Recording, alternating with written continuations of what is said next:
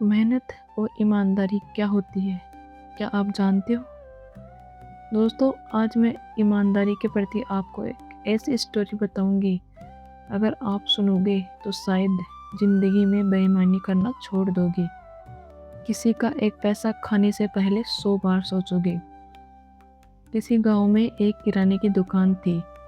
वह दुकान सुबह सुबह खुली ही थी कि एक महिला उस दुकान पर आई और उसने उस दुकान मालिक को कहा, लो गुप्ता जी, आपके 10 रुपये। अब गुप्ता जी उसे प्रश्नवाचक नज़रों से देखने लगे, जिससे कि वो उसको पूछ रहे हो कि मैंने आपको 10 रुपये कब दिए थे। तो महिला बोलती है कि मैं कल आपकी दुकान से कुछ सामान लिया था। मेरा सामान 70 रुपये का हुआ था। मैंने आपको 100 रुपये दिए थे। आपने 30 की जगह मुझे 40 रुपये दे दिए थे। दुकान वाले ने उस महिला से पूछा कि बहन जी, कल आप सामान लेते टाइम कितना मोल भाव कर रही थी, यहाँ तक कि आप 5 रुपये कम करवाने के लिए भी कितना बहस कर रही थी। तो फिर आप मुझे आज ये 10 रुपये लौटाने क्यों आई हो? आप इसे रख भी तो सकती थी। महिला बोली कि मोल भाव करना और पैसे कम करवाना मेरा हक है, लेकिन एक बार किसी चीज़ का मोल भाव होने के बाद उसके पैसे कम करवाना पाप होता है। तब सेठ जी बोलते हैं कि तुमने तो पूरे पैसे दिए थे, ये तो मेरी गलती थी कि मैंने तुम्हें 10 रुपये ज़्यादा दिए। अगर तुम्हें इन्हें रख भी लेती तो मुझे कोई फ़र्क नहीं पड़ता।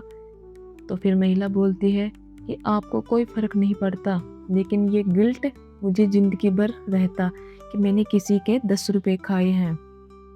इसलिए मैं आपको पैसे लौटाने कल रात को ही आई थी, लेकिन आपने दुकान बंद कर दी थी तो मैं वापस चली गई। तब उस दुकान मालिक ने पूछा कि आप कहाँ रहते हो? तो वह महिला बोली, मैं यहाँ से 10 किलोमीटर दूर रहती हूँ। मालिक अब अचंभे में पड़ गया और बोले, तुम 10 किलोमीटर से 10 रुपये लौटाने मुझे 2 बार आई हो? महिला बड़े सहज भाव से बोली, हाँ सेठ जी, दूसरी बार आई हूँ। मन को सुकून चाहिए तो ऐसा करना पड़ता है। महिला बोलती है बड़े सहज भाव से कि आज मेरे पति इस दुनिया में नहीं है, मगर उन्होंने मुझे एक बात सिखाई थी कि कभी दूसरे के हक का एक पैसा भी मत खाना, क्योंकि इंसान चुप रह सकता है मगर ऊपर वाला कभी भी हिसाब मांग सकता है, और उस हिसाब की सज़ा मेरे बच्चों को भी मिल सकती है। इतना कहकर वो महिला वहाँ से चली गई। अब सेठ जी उस महिला की बात से प्रभावित होकर कुछ सोचने लगे। सोचते सोचते उन्होंने अपने गले में से 500 का नोट निकाला और अपनी दुकान से बाहर निकल गए और मिठाई वाले की दुकान पर पहुंच गए। मिठाई वाले की दुकान पर पहुंचकर वो बोलते हैं कि भैया, ये आपके 500 रुपये रख लो। कल आप जब मेरी दुकान पर सामान लेने आए थे तो हिसाब में 500 रुपये ज़्यादा जुड़ गए थे। तो मिठाई वाला बोलता है, तो क्या हुआ सेठ जी, जब मैं आपकी दुकान पर दोबारा सामान लेने आता तब लौटा देते। सेठ जी ने कहा, पता नहीं कल तक मैं रहता या नहीं रहता। आपको पता नहीं था, लेकिन ऊपर वाले को तो सब पता था, क्योंकि इंसान चुप रह सकता है लेकिन ऊपर वाला कभी भी हिसाब मांग सकता है और उसकी सज़ा मेरे बच्चों को भी मिल सकती है। इतना कहकर सेठ जी भी वहाँ से चले जाते हैं। अब सेठ जी की बात उस मिठाई वाले के कानों में गूंजती रहती है कि कहीं उसकी सज़ा मेरे बच्चों को ना मिल जाए। यही बात उस मिठाई वाले भैया को सोचने पे मजबूर कर देती है। अब मिठाई वाले भैया सोचते हैं कि मैंने भी कुछ साल पहले अपने एक दोस्त से पैसे उधार लिए थे। पैसे उधार लेने के बाद उसकी हार्ट अटैक से मौत हो गई। उनके घर वालों को तो उनके पैसों के बारे में पता भी नहीं था, इसलिए कोई मांगने भी नहीं आया। ये सोचते सोचते वो अपने घर को चला गया। घर जाते ही उसको रात को नींद भी नहीं आई। उसने बहुत सोचा और सोचने के बाद उसने तय किया कि मैं अपने दोस्त के पैसे ज़रूर लौटाऊंगा। वो सुबह उठकर तुरंत बैंक गया और बैंक से 4 लाख रुपए निकालकर अपने दोस्त के घर चला गया। और अपने दोस्त के घर जाकर वो देखता है कि एक महिला 2 बच्चों के साथ बैठी हुई है।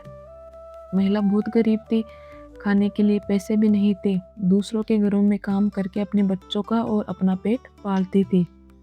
उनकी ये दशा देखकर उसकी आंखों में आंसू आ गए। तब वह आदमी जाकर उसके पैरों में गिर गया और उसने कहा, बहन जी मुझे माफ़ कर दो। उसने कहा, मैंने आपके पति से 4 लाख रुपए उधार लिए थे, लेकिन उन पैसों के बारे में आपको पता नहीं था और मैंने अपनी नीयत गंदी कर ली और मैं उन्हें नहीं लौटाया। लेकिन आज मैं आपके पैसे लौटाने आया हूँ।